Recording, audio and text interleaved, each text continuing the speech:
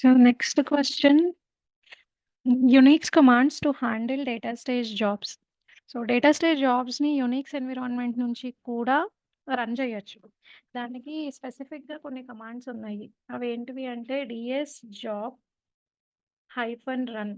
ఇది జాబ్‌ని రన్ చేయడానికి. దీని తర్వాత జాబ్ ఐడీ ఇవ్వాలి. అలాగే డీఎస్ జాబ్ స్మాల్ డి ఉండాలి. DS job space hyphen stop అంటే స్టాప్ చేస్తది. DS job space hyphen kill అంటే కొన్ని జాబ్స్ స్టాప్ చేసినా కూడా స్టాప్ అవ్వవు. రన్ అవుతూనే ఉంటది. ఏదైనా ఇష్యూస్ ఉంటే మెమరీ ఇష్యూస్ కానీ, లేకపోతే ఇంకేమైనా ఎర్రర్స్ గానీ ఉంటే ఒక్కొక్కసారి ఏమవుతదంటే, కొన్ని గంటల పాటు జాబ్ రన్ అవుతది. మనం స్టాప్ చేద్దామన్నా గూడా స్టాప్ అవ్వదు. అప్పుడు జాబ్ ప్రాసెసింగ్ ఐడీని తీసుకొని కిల్ చేస్తారు. స్పేస్ పీఐడీ అంటాము. పీఐడీ అంటే ప్రాసెసింగ్ ఐడీ. సో, ఈ డీటెయిల్స్ ఎక్కడి నుంచి వస్తాయంటే అగైన్ డిజైనర్ క్లయింట్‌లో ఉంటాయి. అక్కడి నుంచి వస్తాయి. ఈ క్వెషన్ కూడా చాలా కామన్‌గా అడుగుతున్నారు. How to execute a job through Unix console అని. సో, డీఎస్ జాబ్ అనేది కమాండ్. స్పేస్ తర్వాత హైఫన్ రన్ అంటే రన్ అవుతది. హైఫన్ స్టాప్ అంటే స్టాప్ అవుతది. హైఫన్ కిల్ అంటే జాబ్‌ని కంప్లీట్‌గా కిల్ చేసేస్తది. అది దీని answer. Sequencer activity from sequence job. Let me open my data stage console. ఇది ఆల్రెడీ ఇంతకు ముందు క్లాసెస్‌లో ఎక్స్‌ప్లెయిన్ చేశాను. సీక్వెన్సర్ యాక్టివిటీ గురించి. సో, అది సీక్వెన్స్ జాబ్‌లోనే ఉంటది. సీక్వెన్సర్ అంటే ఇక్కడ కాంపోనెంట్స్‌లో ఈ బ్లూ కలర్‌ని సీక్వెన్సర్ అంటారు. ఇదిగోండి. One second. Can you able to see my screen? Hello, can someone reply?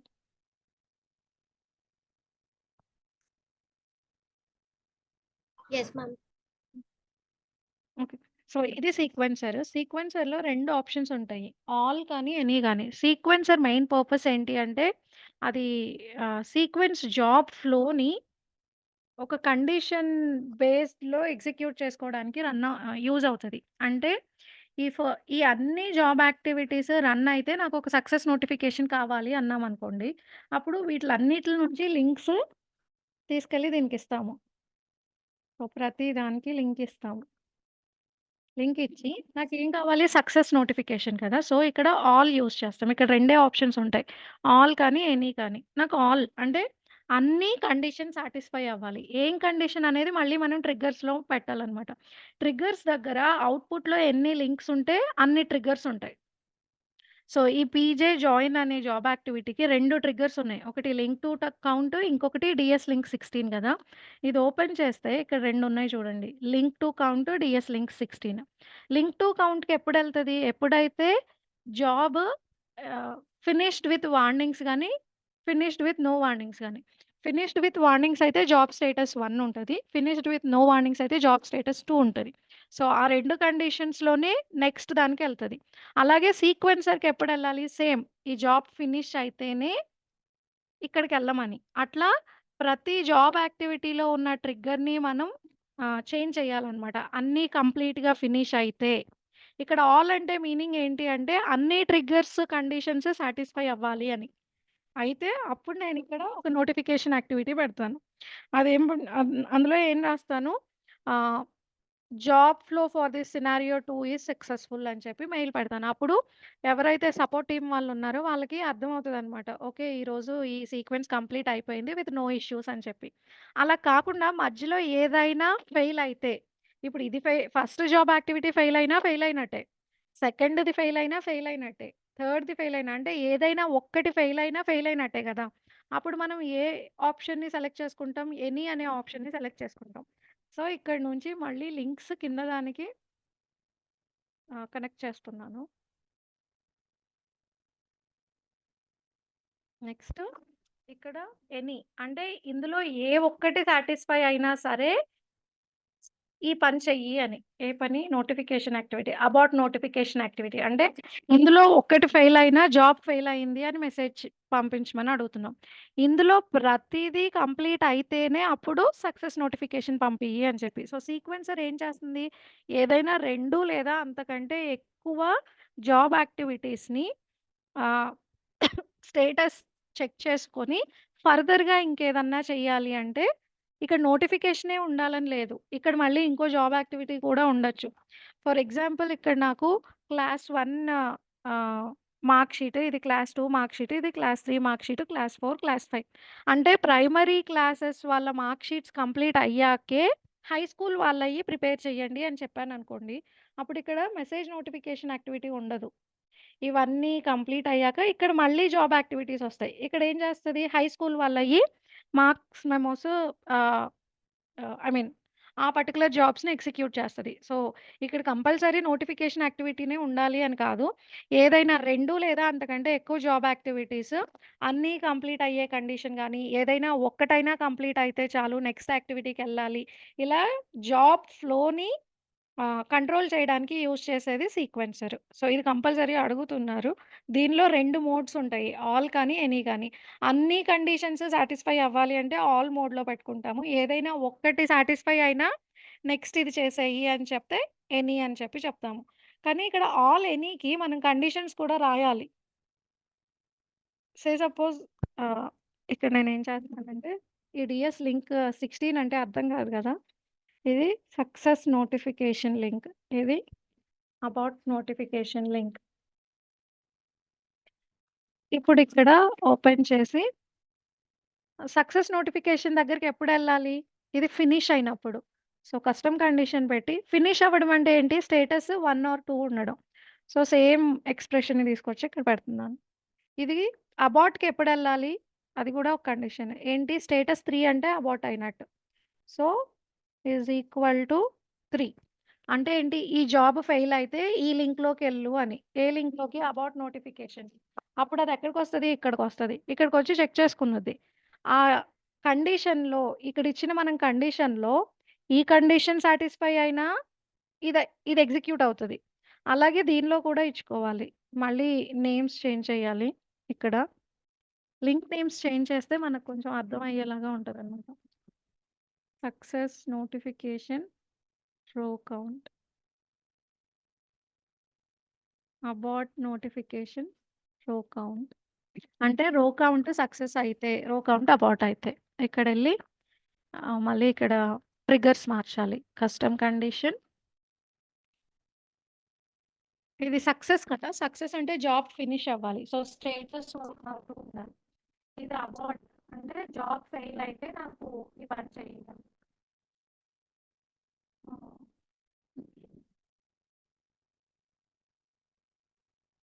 అది నోటీస్ వెళ్ళింది. ఇది కస్టమ్ కండిషన్ అని పెడితే ఇక్కడ job status is equal to 3 అని పెడతాము. సో, ఇట్లా ప్రతి దానికి ఒక ట్రిగ్గర్ పెడతాము. ఈ కండిషన్‌లో ఇది చెయ్యి, ఈ కండిషన్‌లో ఇది చెయ్యి అని చెప్పి. ఇక్కడ ఏదైనా డౌట్ ఉన్నా, అర్థం కాకపోయినా అడగండి. సో, సీక్వెన్సర్ ఎందుకు యూజ్ చేస్తాము అంటే గనుక జాబ్ ఫ్లోని డిఫైన్ చేసేటప్పుడు మనకి డిపెండెన్సీ మీద మోర్ దాన్ 1 జాబ్ యాక్టివిటీ ఉంటే అంటే 2 లేదా అంతకంటే ఎక్కువ జాబ్ యాక్టివిటీస్ యొక్క స్టేటస్ మీద నెక్స్ట్ యాక్టివిటీ డిపెండ్ అయ్యి ఉంటే అలాంటి కేసెస్‌లో సీక్వెన్సర్‌ని యూజ్ చేసుకుంటాము. Try to correlate with the real time situation. అంటే ఏదైనా 2 లేదా అంతకంటే ఎక్కువ జాబ్స్ యొక్క స్టేటస్ మీద డిపెండెంట్ అయ్యి తర్వాత చేసే జాబ్ యాక్టివిటీ యొక్క ఎగ్జిక్యూషన్ ఉంటే అలాంటి కేసెస్‌లో ఆ కండిషన్‌ని డిఫైన్ చేసుకోవడానికి సీక్వెన్స్ అని యూజ్ చేసుకుంటాం. దానిలో 2 మోడ్స్ ఉంటాయి. All mode, any mode. So, all అంటే ఆ ట్రిగ్గర్స్ అన్నీ కంప్లీట్ మ్యామ్, అయి voice is not at all clear ma'am. మొత్తం బ్రేక్ అవుతుంది. ఆహ్, ఒక్క నిమిషం నేను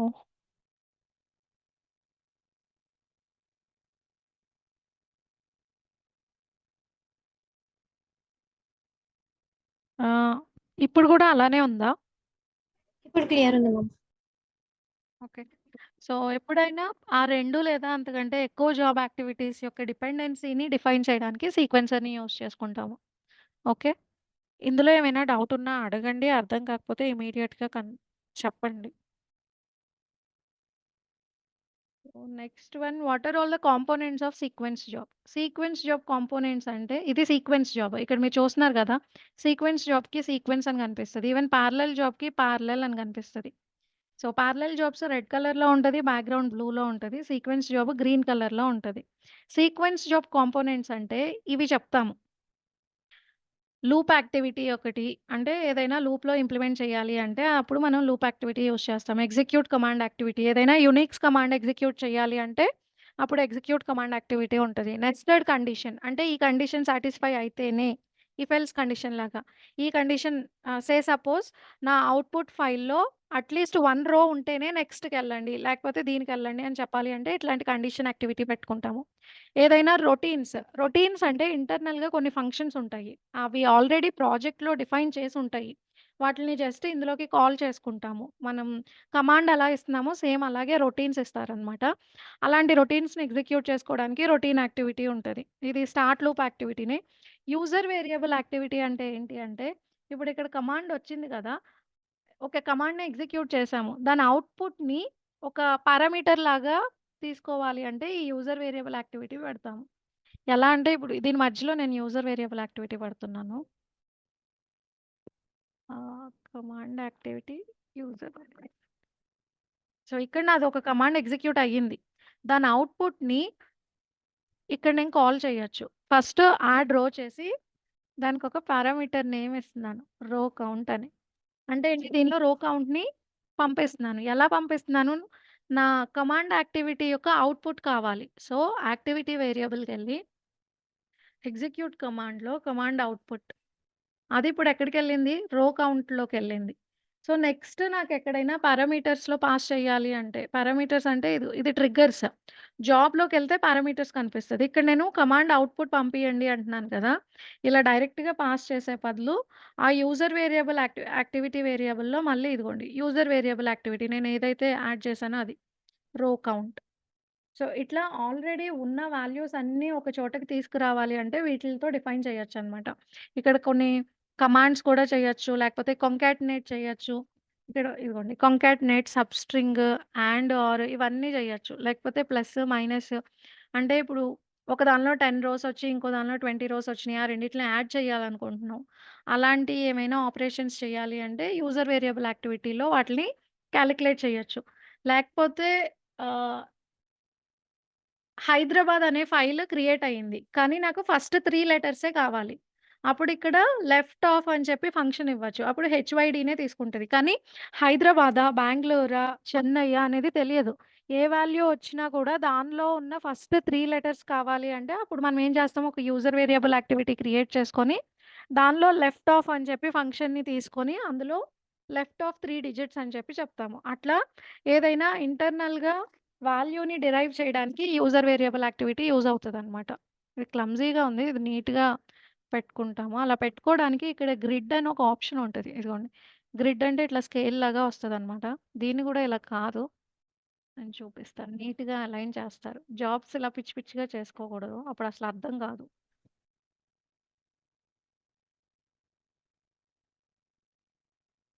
అంటే జాబ్ చూడగానే జాబ్ ఫ్లో అర్థం కావాలి. అలా నీట్‌గా డిజైన్ చేసుకోవాలి. ఇక్కడ మిడిల్ పార్ట్‌లో పట్టుకొని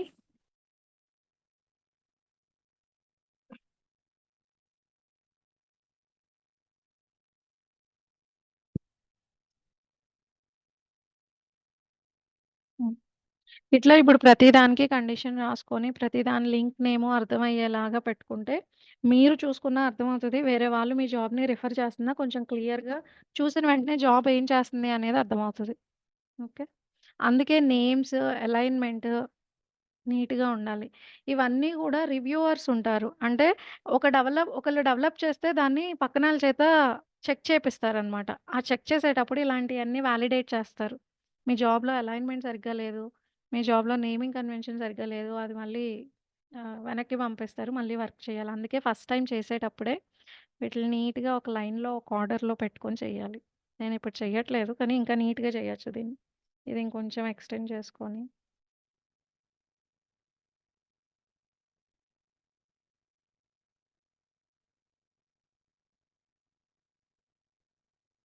ఈ లింక్ నేమ్స్ ఇలా కాదు. వాటి ఎగ్జాక్ట్ నేమ్స్ ఇస్తే, ఆ నేమ్స్ ఏంటి అనేది దానికి అర్థమవుతదనమాట. ఐ మీన్ చూసే వాళ్ళకి అర్థమవుతది. సో, సీక్వెన్స్ కాంపోనెంట్స్ అంటే ఈ పేర్లన్నీ చెప్పాలి. Loop activity, nested condition activity, job activity, sequencer, terminator activity, exceptional handler, wait activity ఇవన్నీ గూడా ఇంతకుముందు క్లాసెస్‌లో ఎక్స్‌ప్లెయిన్ చేశాను. ఒక్కొక్క యాక్టివిటీ ఏం చేస్తది అని. సో, ఆ యాక్టివిటీ నేము, దాని పర్పస్ చెప్తాము. అది sequencer activity. Ah, I mean sorry components of sequence job. Next what are all the triggers available in sequence job. ఒక సీక్వెన్స్ జాబ్‌లో ఎలాంటి ట్రిగ్గర్స్ ఉంటాయి అని చెప్పి. ఇక్కడ ట్రిగ్గర్స్ టాబ్ ఓపెన్ చేస్తే అందులో 6-7 ట్రిగ్గర్స్ ఉంటాయి. ఇదిగోండి. ఇక్కడ నేనిప్పుడు ఈ యారో మార్క్ మీద క్లిక్ చేస్తున్నాను కదా! ఇది టైప్స్ ఆఫ్ ట్రిగ్గర్స్. అన్‌కండిషనల్ అంటే ఏది ఎలా ఉన్నా సరే నెక్స్ట్‌కెళ్ళిపో అని. అదర్‌వైజ్ అంటే అదర్‌వైజ్ అనేది ఇవేవి కాకపోతే అనేది చెప్పాలి అంటే అదర్‌వైజ్ సెలెక్ట్ చేసుకుంటాము. Not responding. సో, అన్‌కండిషనల్ అంటే ఏ కండిషన్ లేకపోవడం. అదర్‌వైజ్ అంటే ఆ ఒక్కటి మిగిలినవేవి కాని ప్రతి ప్లేస్‌లో అదర్‌వైజ్ అనమాట. ఓకే అంటే ముందుది సక్సెస్‌ఫుల్‌గా రన్ అవ్వడం. ఫెయిల్డ్ అంటే ఐ మీన్ ఫెయిల్ అయితే అని.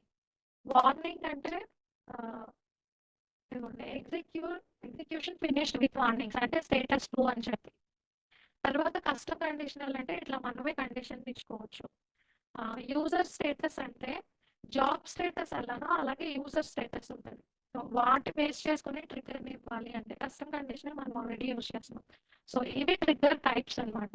ఈ క్వెషన్ రీసెంట్‌గా రాజు అడిగారు.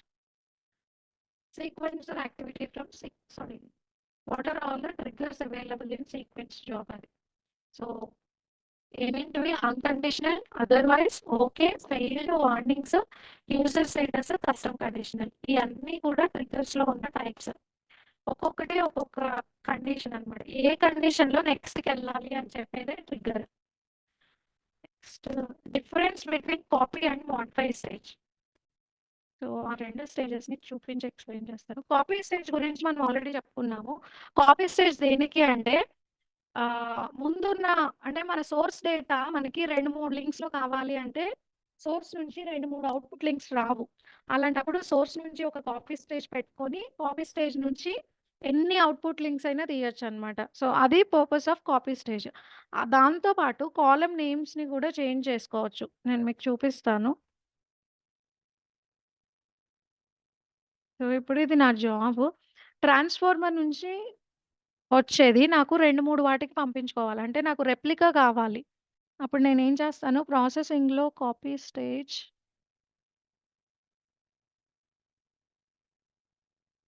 హ్మ్. ఇదిగోండి. ఇది ముందు లింక్‌లో ఉన్నదాన్ని కాపీస్ చేస్తది. ఇక్కడి నుంచి నేను ట్రాన్స్‌ఫార్మర్‌కిస్తే ట్రాన్స్‌ఫార్మర్ నుంచి కాపీకిచ్చాను. కాపీలో ముందు డేటా అంతా పాస్ చేస్తున్నాను. ఇన్‌పుట్ డేటా అంతా. ఇది నా కాపీది. అన్ని కాలమ్స్ దానికి పాస్ చేశా. దేనికి? ఇక్కడి వరకి. సో, ఇక్కడి నుంచి నేను సేమ్ 4 కాలమ్స్ 4 వేరే స్టేజెస్‌కి పంపియాలనుకోండి. 1, 2, 3, 4 అంటే ఈ లింక్‌లో ఏమొస్తుందో ఈ 4 లింక్స్‌లో అదే వస్తది. అలా కాపీ చేసుకోవచ్చు. ఇదేమో నేను జాయిన్‌కి ఇవ్వాలనుకుంటున్నా. సో, ప్రాసెసింగ్‌కెళ్ళి హ్మ్. ఒక జాయిన్‌ని పెడతా. కానీ జాయిన్‌కి 2 ఇన్‌పుట్స్ కావాలి కదా! ఇంకో ఇన్‌పుట్‌ని తీసుకొచ్చి ఇక్కడ జాయిన్ చేస్తా.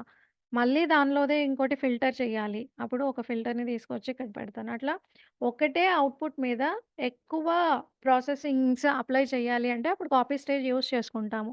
కానీ దాంతో పాటు కాపీస్ చేయడమే కాకుండా అవుట్‌పుట్‌లో ఇప్పుడు 4 అవుట్‌పుట్ లింక్స్ ఉన్నాయి కాబట్టి ఇక్కడ 4 వస్తాయి. ఈ కాలమ్ నేమ్స్‌ని చేంజ్ చేయొచ్చు. సో, ఇక్కడ నాకు ముందు దానిలో డిపార్ట్‌మెంట్ అని ఉంది గదా!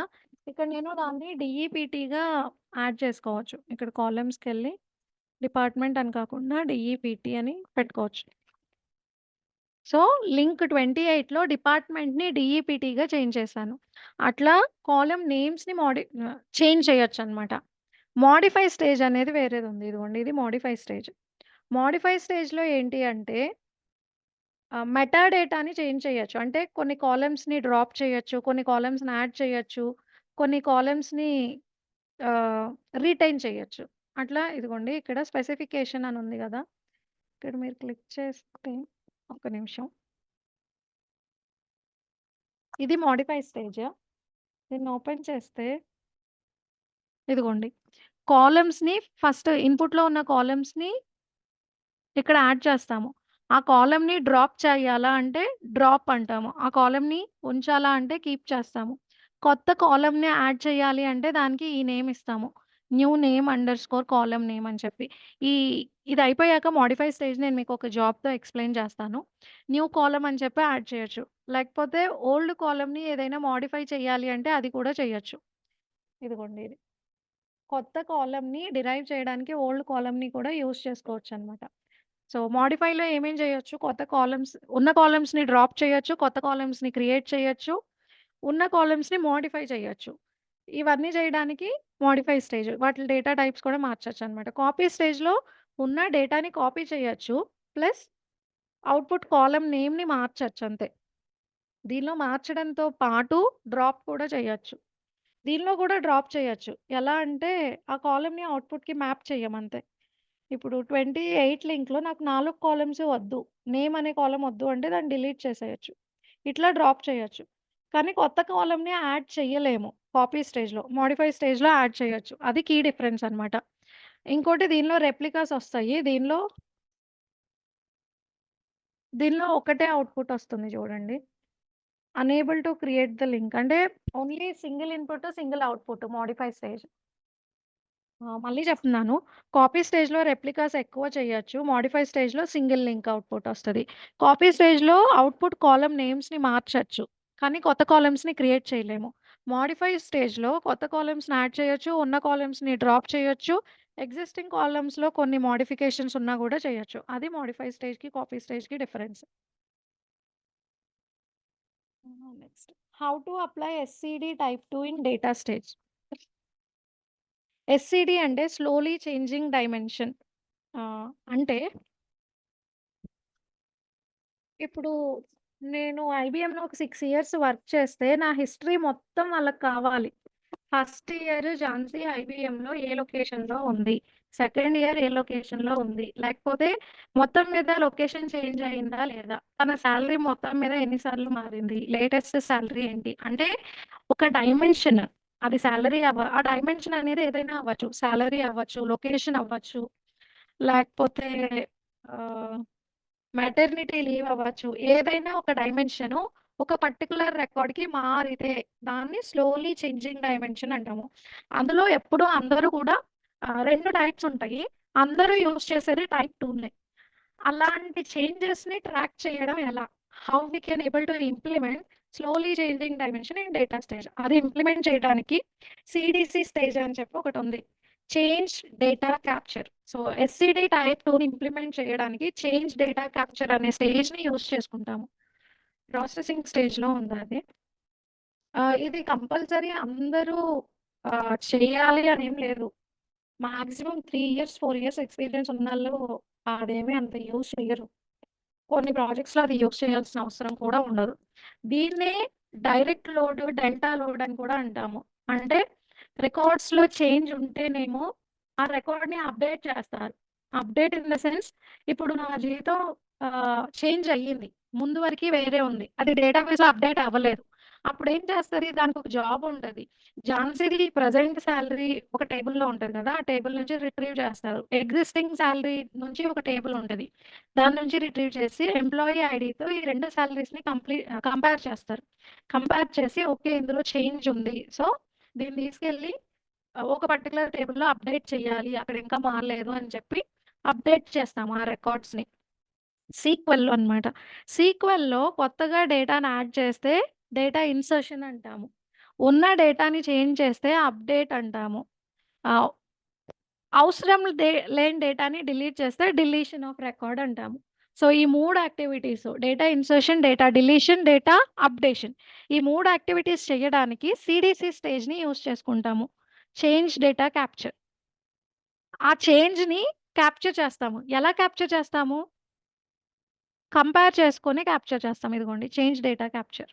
ఇదేం చేస్తది అంటే, ఒకళ్ళ రికార్డ్ 2 సోర్సెస్‌లో ఉంటది. ఒకటి ఎక్సిస్టింగ్ సోర్స్, ఒకటేమో ఓల్డ్ సోర్స్. ఆ రెండిటిని ఇది క్యాప్చర్ చేసుకొని, ఆటిలికి కొన్ని ఫ్లాగ్స్ ఇస్తది. ఏం చేంజ్ లేదా? అయితే అలాంటి రికార్డ్స్ అన్నిట్లికి 0 ఇవ్వండి. ఏదైనా చేంజ్ ఉందా? అయితే దానికి 1 ఇవ్వండి. ఏదైనా కొత్త రికార్డా? అయితే దానికి 2 ఇవ్వండి. ఈటిలిని ఫ్లాగ్స్ అంటాము. సో, 0 రికార్డ్స్ అన్నీ ఏమవ్వాలి? చేంజ్ ఏమీ లేదు కాబట్టి వాటినేం చేయకూడదు. 1 రికార్డ్స్ అన్నీ ఏం చేయాలి? అప్‌డేట్ చేయాలి. 2 ఫ్లాగ్ ఉన్న రికార్డ్స్ అన్నీ ఏం చేయాలి? ఇన్సర్ట్ చేయాలి. సో, ఆ ఫ్లాగ్స్‌ని బేస్ చేసుకొని ఫైనల్‌గా టార్గెట్‌లో data insertion, data deletion, data updation అనే ఆహ్, దాన్ని పెర్ఫార్మ్ చేస్తామనమాట. దీని నెక్స్ట్ ఇక్కడ ఒక డీపీ ఉంటది. ఇది కూడా నేను మీకు ఒక ఎగ్జాంపుల్‌తో ఎక్స్‌ప్లెయిన్ చేస్తాను. కానీ ఇవి చాలా జాగ్రత్తగా వినండి. ఇది అర్థం కావాలి అంటే ఫస్ట్ ఎస్‌సీడీ అన్నా, సీడీసీ అన్నా అర్థం కావాలి. సీడీసీ అంటే చేంజ్ డేటా క్యాప్చర్. డేటాలో జరిగిన చేంజెస్‌ని క్యాప్చర్ చేయడం. అది ఈ స్టేజ్ చేస్తది. ఎస్‌సీడీ అన్నా గూడా అంతే. Slowly changing dimension. అది కాన్సెప్ట్. అది డేటా స్టేజ్‌లో చేయొచ్చు, పైథాన్‌లో చేయొచ్చు, జావాలో చేయొచ్చు. ప్రతి దానిలో ఇంప్లిమెంట్ చేయొచ్చనమాట. డేటా స్టేజ్‌లో ఎస్‌సీడీని ఎలా ఇంప్లిమెంట్ చేస్తాము అంటే త్రూ సీడీసీ స్టేజ్. ఇక్కడ గూడా ఎలా చేస్తాము? ఆ రెండిటిని కంపేర్ చేస్తాము. ఇదిగోండి ఇక్కడ చూడండి. Drop output for copy, drop output for delete. అంటే ఆహ్, అవుట్‌పుట్‌లో వీటిలిని డ్రాప్ చేయాలనుకుంటున్నారా? వీటిలిని డిలీట్ చేయాలనుకుంటున్నారా? అవన్నీ పెడతామనమాట. ఏ ఏ కండిషన్‌తో కంపేర్ చేయాలి? ఎంప్లాయీ ఐడీ అనే కండిషన్‌తో కంపేర్ చేయాలి. దేన్ని కంపేర్ చేయాలి? సాలరీస్‌ని కంపేర్ చేయాలి. లేకపోతే డేట్ ఆఫ్ జాయినింగ్‌ని కంపేర్ చేయాలి. లేకపోతే లొకేషన్‌ని కంపేర్ చేయాలి. అట్లా ప్రతి డీటెయిల్ దీనికి చెప్తే ఇది దానికి చెప్పిన దాని ప్రకారం ఫ్లాగ్స్‌నిస్తది. ఝాన్సీకి లొకేషన్ మీద ఎలాంటి చేంజెస్ లేవు. గాయత్రికి లొకేషన్ మీద చేంజెస్ ఉన్నాయి. లాస్ట్ ఇయర్ వరకి హైదరాబాద్‌లో ఉంది. ఇప్పుడు బెంగుళూరు ఎళ్తుంది. సో, అట్లా అన్నమాట. అలాంటి చేంజెస్‌ని అన్నిటిని ఇక్కడ క్యాప్చర్ చేసుకొని తర్వాత ఎలాంటి రికార్డ్స్ మీద ఎలాంటి యాక్షన్ తీసుకోవాలో అది నెక్స్ట్ పెర్ఫార్మ్ చేస్తాము. అది చేంజ్ డేటా క్యాప్చర్. సో, ఈ క్వెషన్ అదే. How to apply SCD type 2 in data stage అని అడిగితే, with the help of CDC stage we can able to implement slowly changing dimension. In CDC stage we need to mention the key columns. Based on the key columns, input data sources will be compared against dimension columns, and the changes are going to be captured to a new column called flag. There we are going to track the changes by predefining custom flags like 0 for insertion, 1 for update, 2 for deletion also. And then based on these flags, again we are going to implement further action on the data అని చెప్పి. So అదే question ఈ రెండిటికి answer అన్నమాట. Sorry అదే answer ఈ 2 క్వశ్చన్స్‌కి answer. Next difference between parameter and parameter set. So parameter set అనేది ప్రాజెక్ట్‌లో ఉన్న ప్రతి జాబ్‌కి కనిపిస్తది. పారామీటర్ అనేది ఆ పర్టిక్యులర్ జాబ్‌కి మాత్రమే కనిపిస్తది. మనము ఆరకల్ కనెక్షన్స్ అని చెప్పి ఒక పారామీటర్ సెట్‌ని క్రియేట్ చేసాం కదా! ఈ పర్టిక్యులర్ ప్రాజెక్ట్‌లో. దాన్ని పారామీటర్ సెట్ అంటున్నాము. అది ఈ ప్రాజెక్ట్‌కి ఎవరెవరికైతే యాక్సెస్ ఉందో వాళ్ళందరూ యూజ్ చేసుకోవచ్చు. వాళ్ళ జాబ్స్‌లో. అలా కాకుండా స్పెసిఫిక్‌గా ఫైల్ పాత్, ఫైల్ నేమ్ అని కొన్ని పారలెల్ జాబ్స్‌లో పారామీటర్స్‌లో డిఫైన్ చేస్తున్నాం కదా! అదేంటి అంటే ఆ పర్టిక్యులర్ జాబ్ వరకే కనిపిస్తుంది అని చెప్పి. So, that's the only difference. Parameter set can be used by all the jobs that are available in a particular project, whereas parameter is going to visible internal to that particular defined parallel or sequence job. సబ్‌రొటీన్స్ అంటే ఏంటి? So, ఏదైనా ఫంక్షన్‌ని for example నాకు ప్రతి ఫైల్‌లో ఉన్న first row కావాలి. ఆ ఫస్ట్ రోని తీసుకెళ్ళి ఎక్కడో యాడ్ చేయాలి. ఆ యాక్టివిటీ నేను చేయాలి. ఇంకా ఉన్న మిగిలిన 6 డెవలపర్స్ చేయాలి. అంటే సిమిలర్ యాక్టివిటీని ఆరుగురు చేయాలి. అప్పుడు ఆరుగురు దాని మీద వర్క్ చేయనక్కర్లా. ఒకళ్ళు ఒక సబ్‌రొటీన్‌ని డిఫైన్ చేస్తారు. అంటే ఒక ఫంక్షన్‌ని డిఫైన్ చేస్తారు. ఈ ఆరుగురు ఆ ఫంక్షన్‌ని కాల్ చేసుకుంటే సరిపోతది. దాన్ని సబ్‌రొటీన్ అంటారు. ఆహ్, అద్ సో, అదేంటి అంటే అదెక్కడెక్కడ కాల్ చేయొచ్చు అంటే ట్రాన్స్‌ఫార్మర్‌లో కాల్ చేయొచ్చు. బిఫోర్ సబ్‌రొటీన్స్, ఆఫ్టర్ సబ్‌రొటీన్స్ అని చెప్పి ప్రాపర్టీస్‌లో ఉంది. సో, ట్రాన్స్‌ఫార్మర్‌లో ఎక్కడ అంటే ఫంక్షన్స్ ఎలా అయితే ఉన్నాయో అక్కడ రొటీన్స్ కూడా ఉంది. ఇక్కడ రైట్ క్లిక్ ఇచ్చి సారీ. ఇదిగోండి డీఎస్ రొటీన్. ఏదైనా ప్రాజెక్ట్‌లో డిఫైన్ చేస్తే ఇక్కడ కనిపిస్తది. ఒకవేళ లేదు అంటే కొత్తది క్రియేట్ చేయొచ్చు. మనం ఇది సి లాంగ్వేజ్‌లో రాస్తారనమాట. నేనెప్పుడు రొటీన్స్‌ని రాయలేదు. సో, మీరు చెప్పేటప్పుడు అలాంటి డౌటొస్తే, so far I have not created any routines, but I use the existing routines. The purpose of routine is to implement a function based on the requirement. It can be called in each and every job wherever it is needed. So we can call the routines through a transformer stage or in the job properties as before and after subroutine and also in the sequence job. ఈ 3 ఏరియాస్‌లో use చేయొచ్చు. Sequence జాబ్స్‌లో, transformer స్టేజ్‌లో plus parallel జాబ్‌లో properties దగ్గర.